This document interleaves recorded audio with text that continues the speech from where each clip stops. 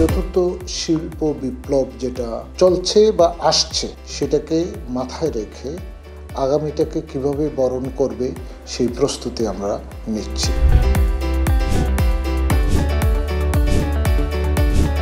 আমাদের পড়াশোনা শুধু বুকিশ লেভেলে না, আমাদের হ্যান্ডস অন লার্নিংটা খুব ভালো হচ্ছে। আমাদের লাইব্রেরিটা আসলে সব দিক থেকে সমৃদ্ধ। এখানে আলাদা জোন আছে গ্রুপ স্টাডি করার জন্য।